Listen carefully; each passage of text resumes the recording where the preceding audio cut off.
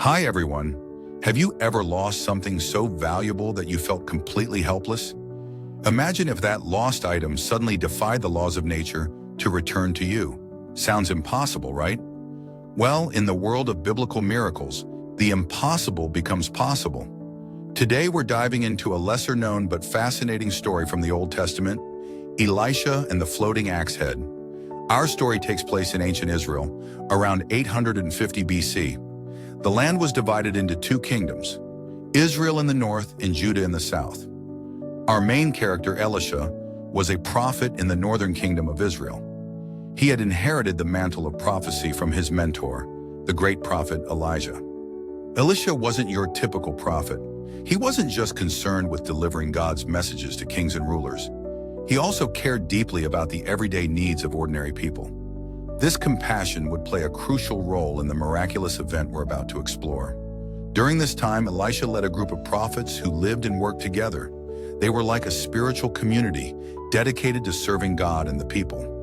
One day, these prophets came to Elisha with a problem. Their living space was too small for their growing numbers. They needed to expand. Elisha, always supportive of his followers, agreed to their plan. He said, "Go then." But the prophets didn't want to go alone. They pleaded with Elisha, "Please come with your servants." Elisha, showing his humility and willingness to serve, agreed to join them. The group headed to the Jordan River, where there were plenty of trees for building. They began to cut down logs for their new dwelling. As they worked, something unexpected happened. One of the men was swinging his axe when suddenly, the iron axe head flew off the handle and splashed into the Jordan River. Now you might think, what's the big deal? It's just an axe. But in those days, iron tools were extremely valuable. They were expensive and not easily replaced. For a poor prophet, losing an axe head was a significant setback. It's like losing your smartphone or laptop today, a costly and inconvenient loss. The man cried out to Elisha, "Oh no, my lord, it was borrowed." This detail adds another layer to the story. Not only had the man lost a valuable tool, but it wasn't even his to lose. He was now in debt and had no means to repay. His distress was palpable. Elisha, ever compassionate, asked where the axe head had fallen. The man showed him the spot. What Elisha did next defied all natural laws.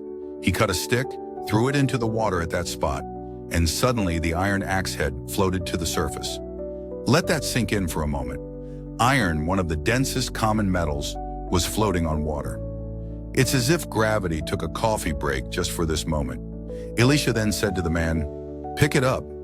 The man reached out and took the axe head, his problem miraculously solved. This story, found in the 2 Kings 6:1-7, might seem small compared to other biblical miracles like the parting of the Red Sea or the resurrection of Lazarus. But its very ordinariness is what makes it so powerful. It shows that God cares about our everyday problems, even something as mundane as a lost tool. Let's break down the spiritual lessons we can draw from this extraordinary event. First, it demonstrates God's compassion for our daily struggles. The creator of the universe isn't too busy to care about a lost axe head. This reminds us that no problem is too small to bring before God.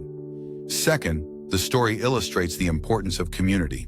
The prophets worked together, and when one faced a problem, they all rallied around him. Elisha, despite his status, was willing to join in the manual labor.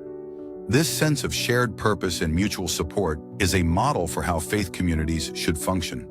Third, we see the value of honesty and integrity. The man immediately admitted that the axe was borrowed.